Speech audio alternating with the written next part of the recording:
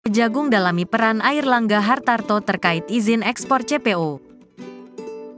Kejaksaan Agung, Kejagung, menyatakan, pemeriksaan Menteri terhadap Koordinator Perekonomian Airlangga Hartarto buat mendalami fakta hukum dari persidangan para terdakwa sebelumnya, dalam kasus korupsi pemberian fasilitas ekspor minyak sawit mentah, CPO, dan produk turunan tahun 2021.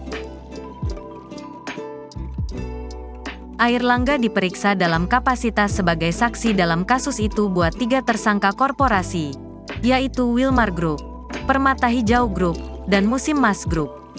Berdasarkan fakta yang berkembang di dalam proses persidangan telah kami temukan fakta-fakta hukum baru yang menurut kami perlu untuk didalami, kata Direktur Penyidikan Jaksa Agung Muda Bidang Tindak Pidana Khusus, Jampitsus, Kejaksaan Agung Kuntadi dalam keterangan pers di kantor Kejagung, Jakarta, Senin, tanggal 24 Juli tahun 2023, seperti dikutip dari tayangan Kompas TV.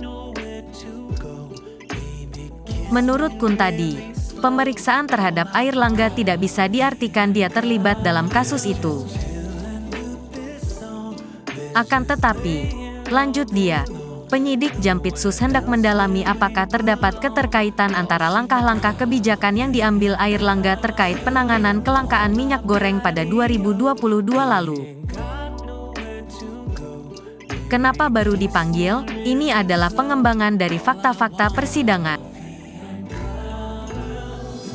Setelah kami kaji, fakta-fakta itu harus kami dalami dan harus kami sikapi, ujar Kuntadi. Dalam prosesnya, Airlangga diperiksa penyidik Jampitsus Kejagung sebagai saksi untuk 3 perusahaan yang ditetapkan sebagai tersangka,